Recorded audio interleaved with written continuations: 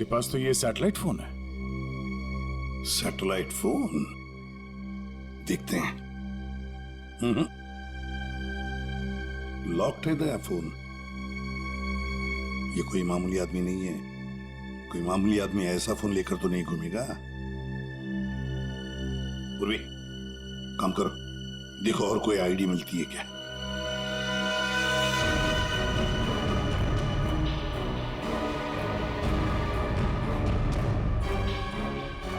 Sir, हाँ, इस तरह से इस पेड़ की टहनियां टूटी है और लाश की जो हालत है, ऐसा लगता है कि लाश काफी ऊपर से नीचे गिरी है। ये बात तो है दया।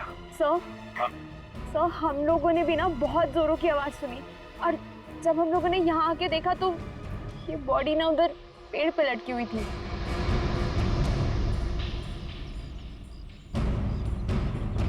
वो क्या है? बैग जैसे लग रहा था। कहीं उसी आदमी की तो बैग नहीं। निखिल, वो देखो, ऊपर चढ़ के देखो क्या है। नीचे उतारो, नीचे उतारो उसे।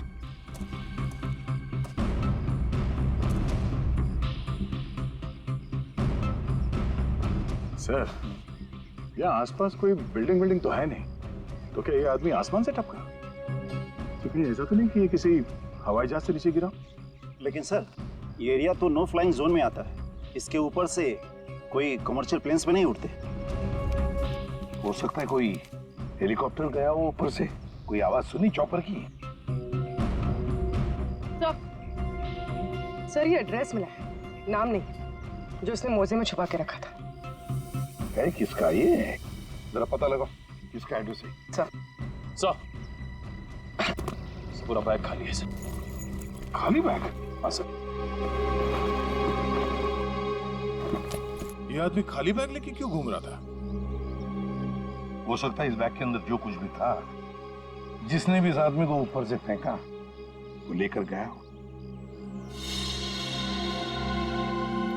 हाँ सारुण के, बोल क्या पता चला? बॉस, हाँ, ये कोई मामूली आदमी नहीं है। जरा ये देखो, ये जरा इसके कान के पास ये निशान देखो।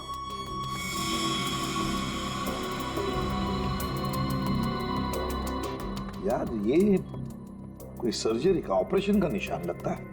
बिल्कुल बॉस, ये ऑपरेशन का ही निशान है।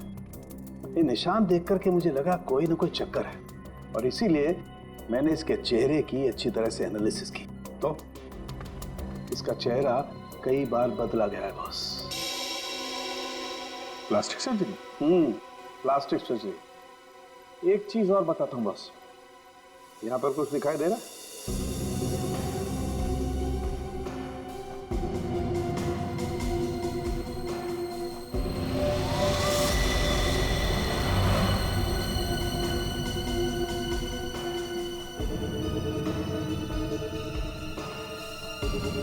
सर, ये क्या है? ये तो कोई सिंबल है, कोई निशान है। नस दबाने पर ही दिखता है। इसलिए हमें निशान वहां नहीं दिखा जहां पे लाश मिली थी। बॉस, ये खास तरीके का ट्रांसमीटर है जो इसकी चमड़ी के अंदर छिपा करके लगाया गया। कमाल है सर, ये आदमी बार बार अपनी शक्ल बदलता रहा, इसकी कलाई पे ये डिवाइस लगा है और इसकी मौत ऊपर आसमान से गिरने से हुई है। अच्छी खासी पहली बना हुआ है। सर, इस आदमी के पास मिले सैटेलाइट फोन को हम डिक्रिप्ट नहीं कर पाए, लेकिन इसके पास से जो कागज पर एड्रेस मिला था वो किसी विशाल नाम के आदमी का है। विशाल? है कौन ये विशाल? इस विशाल के घर जाकर ही पता करना पड़ेगा। सर, थोड़ी देर पहले एक न्यूज आ रही थी, मैंने रिकॉर्ड कर लिया। ये देखें। आज की ब्रेकिंग न्यूज। आज सुबह एक छोटा प्राइवेट प्लेन दुर्घटनाग्रस्त होकर समुद्र में गिर गया। उस इलाके के कुछ लोगों ने एक आदमी को पैराशूट से नीचे गिरते हुए देखा। नौसेना उस विमान के बारे में पता लगाने की कोशिश कर रही है। प्लेन समंदर में क्रैश हुआ है और वो झील भी तो पास में ही है। हो सकता है ये आदमी भी उसी प्लेन में हो जिसका एक्सीडेंट हुआ है। किसी ने धक्का वक्का दे दिया हो प्लेन से। सर, जो आदमी प्लेन से कूदा था पैराशूट लेके, हो सकता है उसी ने इस आदमी को धक्का दिया हो प्लेन से। हो सकता है। किसी भी कीमत पे हमें उस आदमी के बारे में पता लगाना पड़ेगा जिसने ये धक्का दिया हो। सर एक बार प्लेन का पता चल जाए तो आदमी का भी पता चल जाएगा। जितने भी प्राइवेट एयरफील्ड्स है ना, वहां जाके पता लगाओ कि ऐसा कौन सा प्लेन कब उड़ा था और उसमें कौन कौन लोग सवार थे।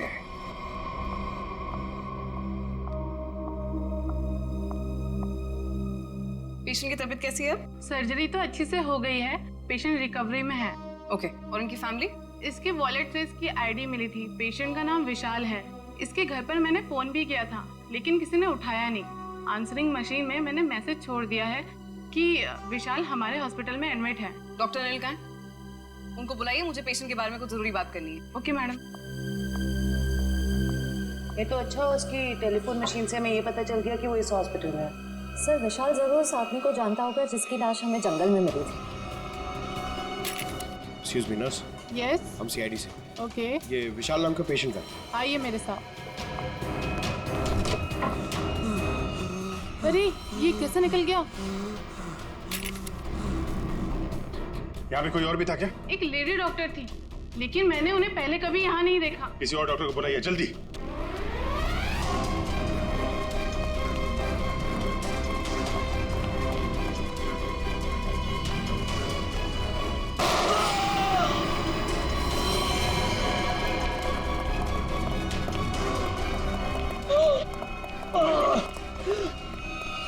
क्या हुआ? डॉक्टर नहीं थी वो। मैंने उसे पकड़ा तो गोली मार के उधर भाग गई। साहब वो लड़की बाइक पे भागी साहब। बाइक पे भागी? हाँ जी। उसकी डिटेल्स भेजो कंट्रोल रूम में।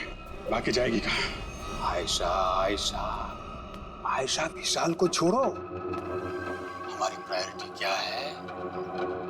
वो ब्रीफकेस है ना।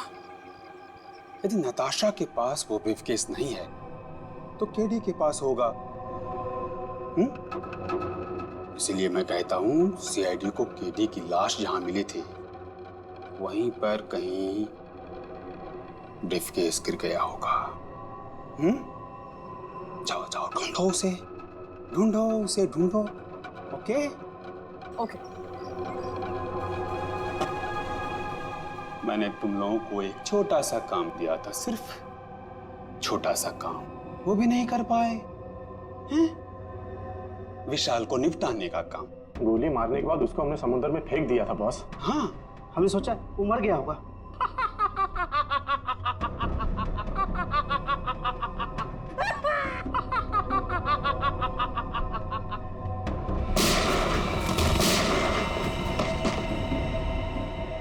विशाल, जिस आदमी को प्लेन में से फेंका गया था तुम उसे कैसे जानते हो? सर मैं उसे नहीं जानता। सर मेरी मंगेतर नताशा एक इन्वेस्टिगेटिव जर्नलिस्ट है। सर पिछले कुछ सालों से अलग अलग इलाकों से एक ही उम्र की लड़कियां गायब हो रही थी। वो उसी के बारे में इन्वेस्टिगेट कर रही थी। सर उसको पता चला था कि कोई चाकू टाकू गैंग है जो इसके पीछे इन्वॉल्व है। चाकू टाकू? सर ये गैंग बहुत चुपकर चलाया जा रहा था। इसके बारे में किसी को कुछ नहीं पता था। ओह, तो उस आदमी की कलाई पे जो निशान था सर वो शायद इसी गैंग की पहचान है। फिर? सर कुछ दिन पहले मैंने देखा कि नताशा बहुत खुश नजर आ रही है, तो मैंने उससे पूछा उसकी वजह क्या है। उसने मुझे बताया कि उसके हाथ बहुत जल्द कोई तगड़ा सबूत लगने वाला है। कैसा सबूत? सर वो तो मैं नहीं जानता सर, लेकिन कल उसका मैसेज आया कि कोई उसका बैग है जो घर पे रह गया है और मैं उस तक पहुंचा दूं। तो सर जब मैं वो बैग लेके उसका इंतजार कर रहा था तब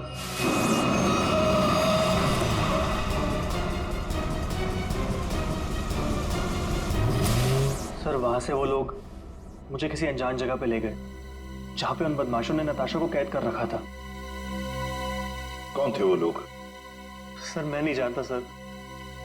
सर मेरी आंखों में तो पट्टी बंधी हुई थी। मैं सिर्फ नताशा की आवाज सुन सकता था। वो सर अपनी जान की भीख मांग रही थी उनसे। उन्होंने तुमसे बैग छीन लिया, उसके बाद क्या हुआ? सर वो जो कुछ भी ढूंढ रहे थे वो उनको उस बैग में नहीं मिला। तुम उनसे बचकर कैसे निकले? सर उन लोगों ने मुझ पर गोली चलाई और मुझे समुद्र में फेंक दिया। सर मैं किसी तरह बच गया और तैर कर किनारे तक पहुंच गया, लेकिन वहां भी उन लोगों ने मुझे मारने की कोशिश की। अब ये दया, वो आदमी जो प्लेन में से फेंका गया था वो इन्हीं के गैंग का था? उसके कलाई पर वो निशान भी तो था। हो सकता है कि वो आदमी शायद नताशा को इनके गैंग के बारे में सीक्रेट्स बताने वाला था, वही सबूत जिसके बारे में नताशा जिक्र कर रही थी विशाल के पास, और शायद इसीलिए उसे प्लेन में से फेंक दिया इन लोगों ने और फिर नताशा की जान के पीछे पड़े। क्या हुआ विशाल?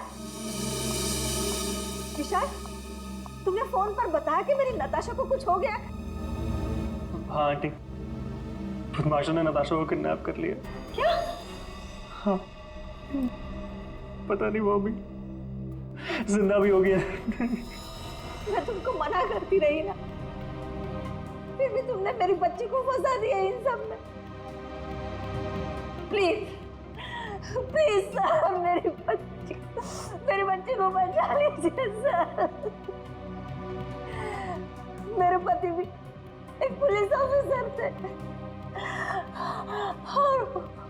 और सर उन्होंने जिंदगी अपने देश के लिए कुर्बान कर दी। मैं अपना पति खो चुकी हूँ। इस चाकू डाकू गैंग तक पहुंचने के लिए हमें पहले वहां पहुंचना होगा जहां पर विशाल और नताशा को बंदी बना के रखा था।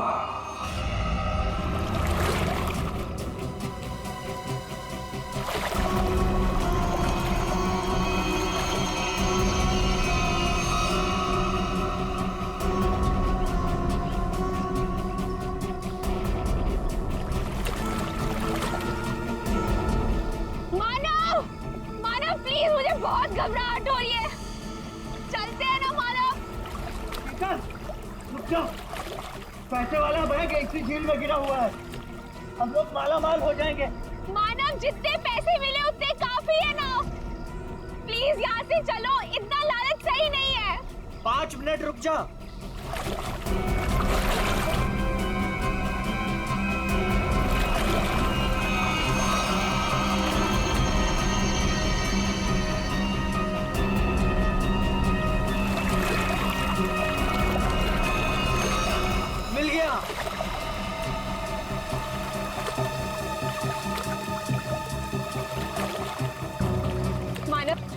मुझे ना बहुत घबराहट हो रही है। तुम काम करो प्लीज, ये बैग ना वापस झील में फेंक दो प्लीज।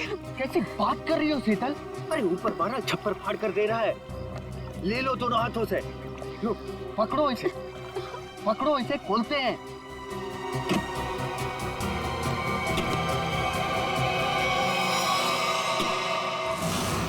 थैंक यू जो तुमने मेरे लिए बैग ढूंढ लिया।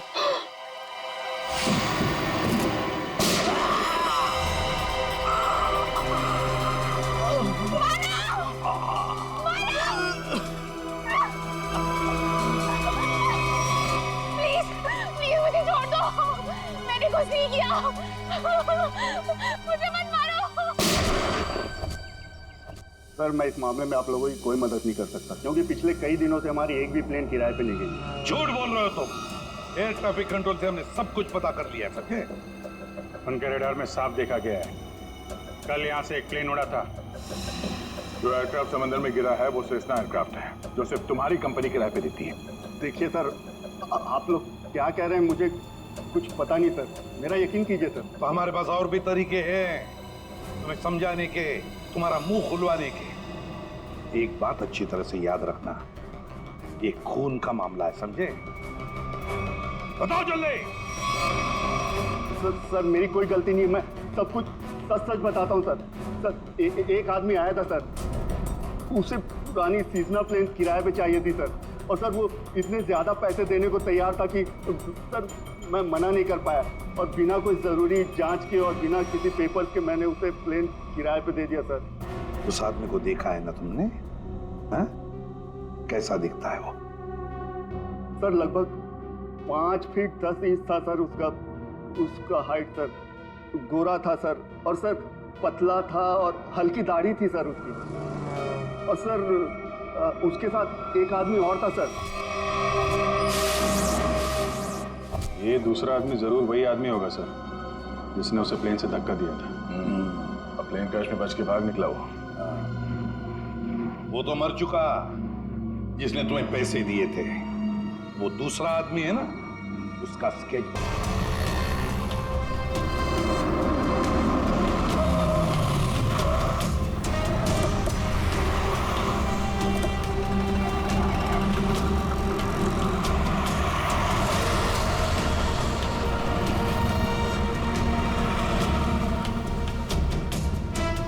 सर बस यहीं खड़ा था बस मैं। यहीं पर?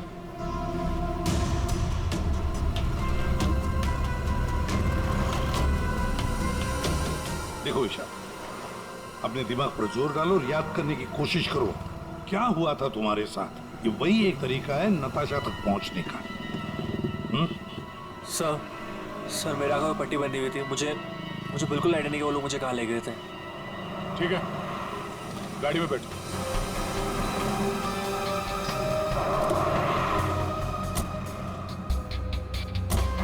देखो ईशा, तुम्हारे आंखों पर पट्टी बंधी थी, है ना? जी। वाह, ऐसे सोचो कि पट्टी है तुम्हारी आंखों पर, इसलिए आंखें बंद करो और याद करने की कोशिश करो हर एक बात, छोटी बड़ी जो कुछ भी, कोई आवाज, कोई खुशबू, कुछ भी।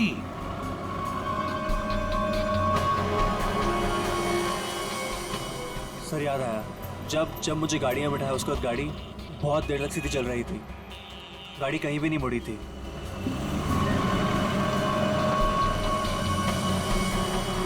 सर तकरीबन 10 मिनट के बाद गाड़ी राइट में मुड़ी थी। राइट लिया था? सर यहाँ से थोड़ी दूर जाने के बाद एक राइट टर्न तो है, ले लेते हैं। और क्या याद आता है? मुझे ट्रेन की आवाज़ भी सुनाई दी थी। ट्रेन की आवाज? सर यहाँ से थोड़ी दूर पे रेलवे लाइन तो है। अच्छा, ये कौन सी ट्रेन थी, लोकल ट्रेन या मेलगाड़ी की आवाज? सर शायद लोकल ट्रेन की थी। Local train? और याद करने की कोशिश करो। सर उसके बाद गाड़ी राइट मुड़ी थी और वहाँ पे एक चर्च भी थी सर, क्योंकि मुझे वहीं पे चर्च की घंटी की आवाज़ सुनाई दी थी। सर वो रहा चर्च।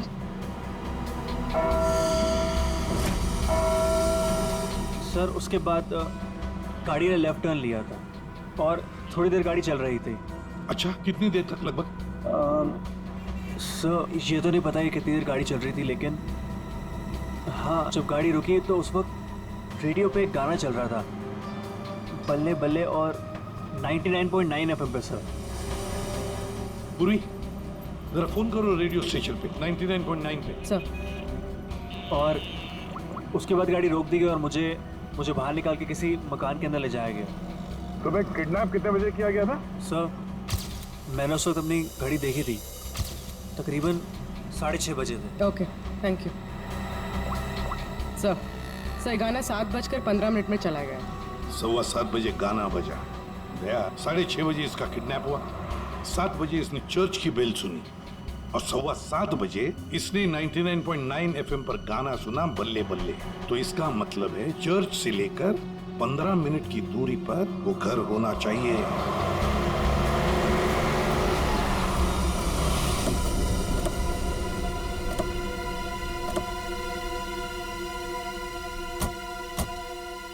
दया, रास्ता तो बंद है, खत्म हो गया रास्ता। फिर भी चर्च से 15 मिनट की दूरी पर यही एक घर है। लगता है विशाल और नताशा को यहीं पे बंद करके रखा था। चलो अंदर घुस के देखते हैं।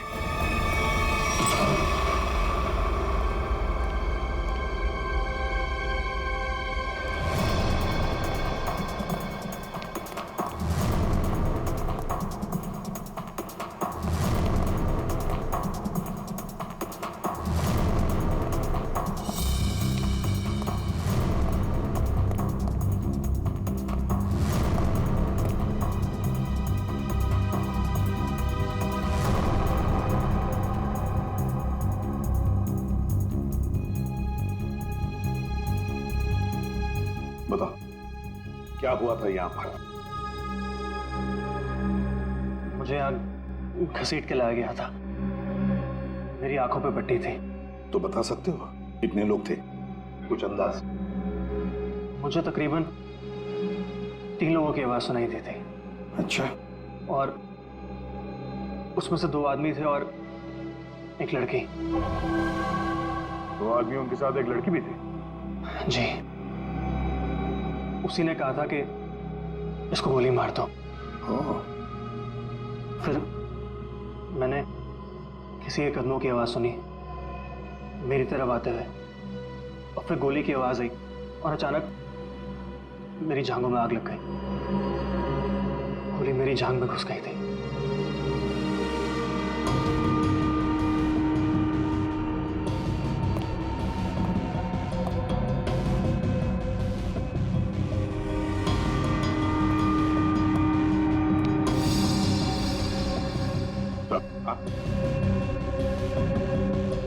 यहाँ पे खून लगा हुआ।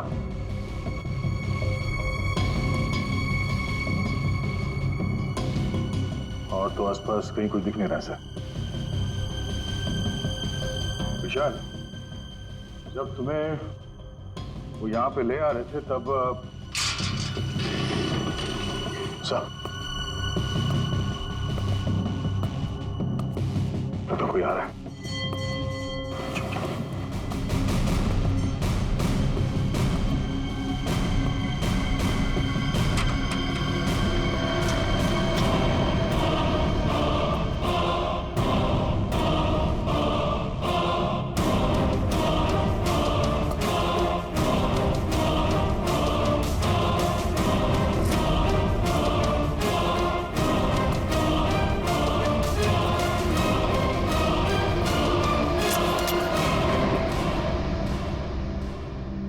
मेरे पास गन नहीं है।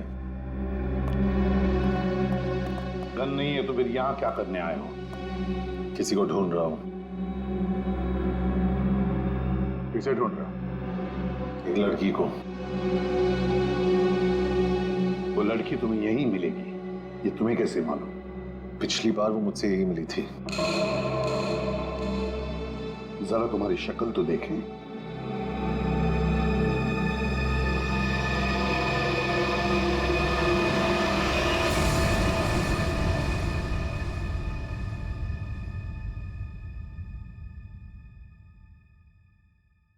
तेरा हाथ दिखा।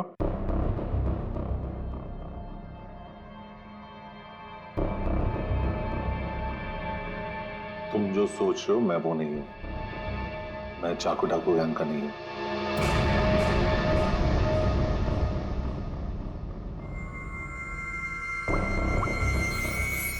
इसे जानते हो? ये तो भिकू लोमड़ी है। जानता है? सुपारी लेता है, खून करता है। इस भिकू लोमड़ी ने एक आदमी को प्लेन में से फेंका था नीचे, और वो चाकू डाकू गैंग का आदमी था। वो उसे छोड़ेगा नहीं। मतलब जरूर मारा जाएगा। इस भिकू लोमड़ी को देश से भागने के सिवा और कोई चारा नहीं है। और अगर उसे नकली पासपोर्ट बनाना हो तो मुझे मालूम है वो कहाँ जाएगा।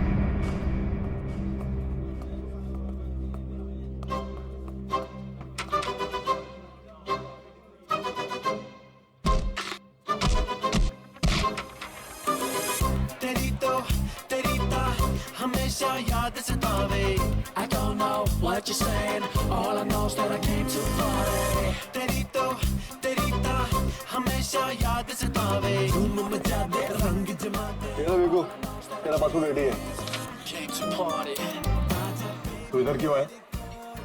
मैं तेरी कोई मदद नहीं कर सकता। जिसको तू ढूंढ रहा है ना उसके बारे में मुझे कुछ नहीं मालूम। समझा क्या? पूछो, चाकू डाकू गैंग के बारे में मालूम है? तू ऐसे नहीं मानेगा। तू गोली ही खा लो।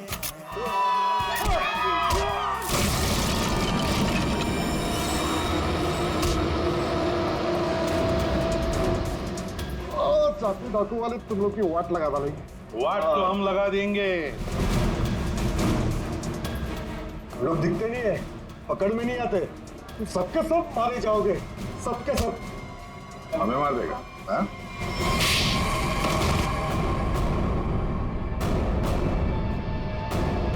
बता, चाकू डाकू कहाँ मिलेगा? आज शाम को एक मीटिंग है। सर, आप अपने ऑपरेशन को अंजाम दीजिए, मैं अपने मंजिल की ओर बढ़ता हूं। बहुत खुशी हुई तुमसे मिलकर। Wish you all the best Rocky Hansen. Thank you sir.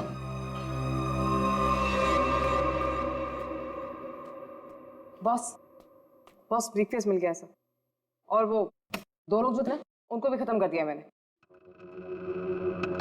इस ब्रीफकेस में जो कुछ भी है उसे किसने किसने देखा है? अब सिर्फ मैंने।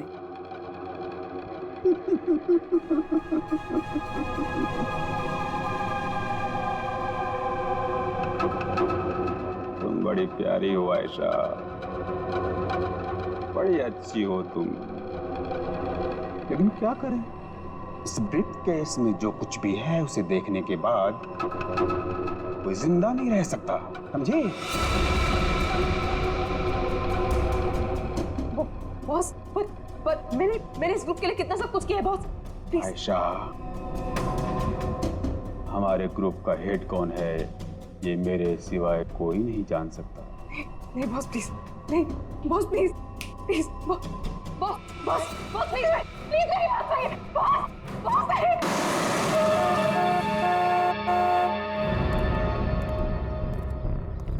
अपनी पहचान बताओ। मैं मेंबर नहीं हूं, लेकिन बॉस ने मुझे मीटिंग में बुलाया।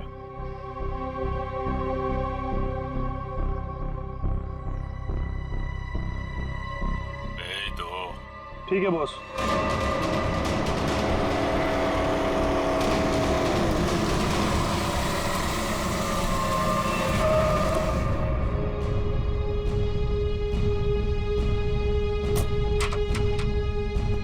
आओ बिकू, आओ। शाबाश, तुम्हारी इतनी हिम्मत कि तुम वापस यहाँ आ गए। मेरा काम था तुम्हारे ग्रुप में छुपे हुए उस गद्दार को मारना, जो रिपोर्टर नताशा को ग्रुप के बारे में सब कुछ बताने वाला था, और मैंने वो किया। हाँ, पूरा कर दिया। लेकिन मैंने तो आपको ये कहा था कि हमारे काम की कानो कान खबर नहीं होनी चाहिए, लेकिन तुम्हारी बेवकूफी की वजह से केडी की लाश सीआईडी को मिली लाश, और वो सीआईडी हमारे ठिकाने का पता ढूंढ रही है।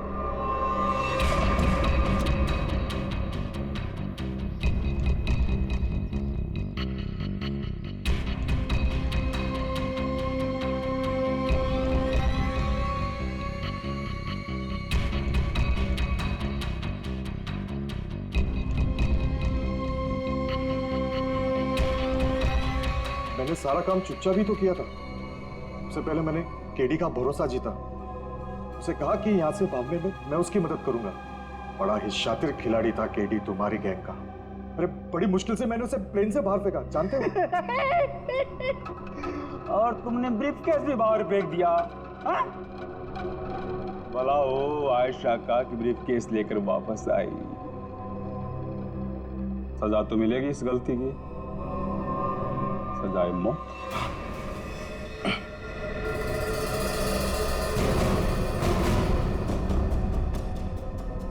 इसका मतलब आप मुझे भी मार डालोगे? हमारे ग्रुप की खासियत है कि हम अपना काम साए में करते हैं, किसी को दिखा के नहीं करते। और तुम्हारी बेवकूफी की वजह से आज पूरी दुनिया को हमारे काम के बारे में, हमारे बारे में पता चल चुका है। तुम्हें सजा तो मिलेगी, सजा है मौत।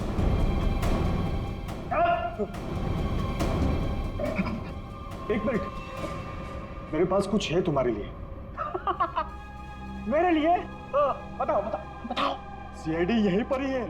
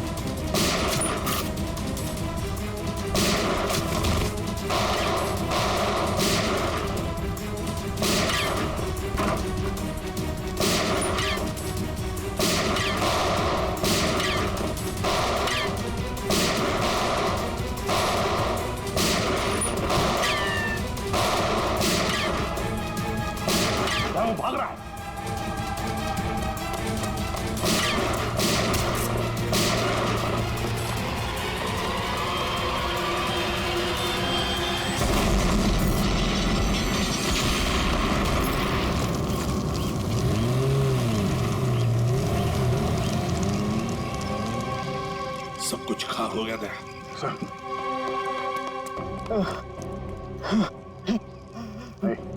देखो, बताओ हमें, तुम्हारी गैंग का लीडर कौन है? मर जाएंगे लेकिन कुछ नहीं बताएंगे।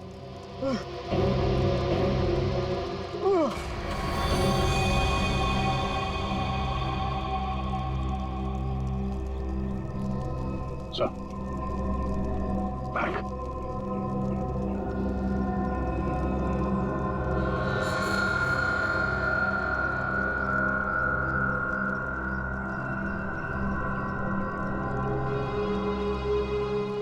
माय गॉड, तो ये है चाकू डाकू गैंग का लीडर।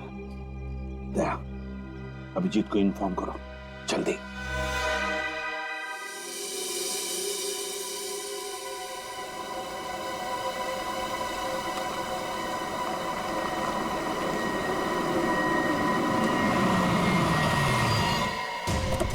चल,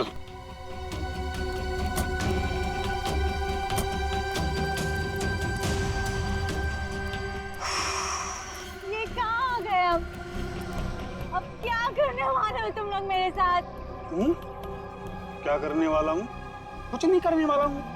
तुम्हें बस उड़ना है तुम्हें इस देश से दूर, जहाँ तुम्हें कोई पहचान ना पाए, कोई ढूंढ ना पाए।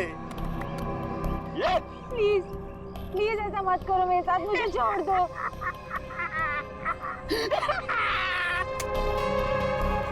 तुम्हारी गलती है, तुम्हारी गलती है। किसने कहा था तुम्हें ना गुजरने को हमारे धंधे में? मैंने कहा था, इसने कहा था, इसने कहा था, किसी ने नहीं कहा था। फिर क्यों घुसड़ी अपनी नाक हमारे धंधे में? और हमने तुम्हें मारा नहीं। क्यों नहीं मारा मुझे? इसलिए नहीं मारा तुम्हें कि मुझे छोड़ दो, प्लीज छोड़ दो मुझे, प्लीज।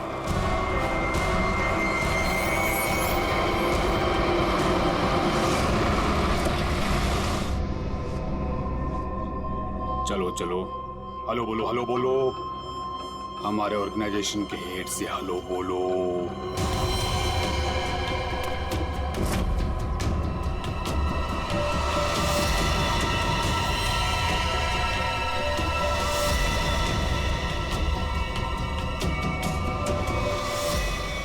मम्मा, मम्मा आप इस गैंग की हेड है? ये कैसे कर सकती है आप? मैंने मना किया था ना तुमको इन सब चीजों से दूर रहना, लेकिन तुम देशभक्त बाप की बेटी हो, इतनी आसानी से कैसे मान जाती? लेकिन अब तुम जो देख रही हो वही सच्चाई है, और इसे जितना जल्दी मान लोगी उतना अच्छा है। क्यों मम्मा, क्यों किया आपने ऐसा? अकेली कब तक तकलीफें झेलती, कैसे बड़ा करती तुझे? आज कम से कम शान से तुम सबको कह सकती हो कि मेरी माँ ने अकेले अपने दम पर करोड़ों का कारोबार खड़ा किया है। तो यही वो वजह थी जिसके लिए मैं अब तक जिंदा हूँ। तू मेरी बेटी है, तुझे कैसे कोई कुछ कर सकता था? अब तुम मेरे साथ एक दूसरी कंट्री में एक नई जिंदगी की शुरुआत करोगी। प्लीज छोड़ दो। सीआईडी ढूंढ दो सबको।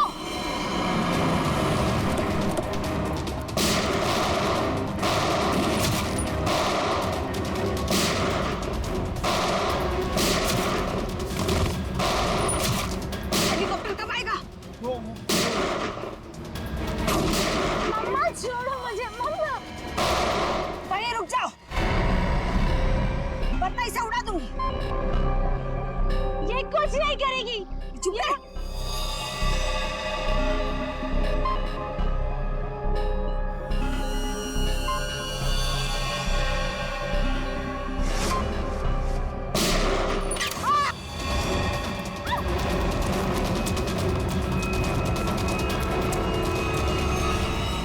नाटक तो बहुत अच्छा करते हैं आप। अब जरा इनके नाटक से पर्दा गिरा दो।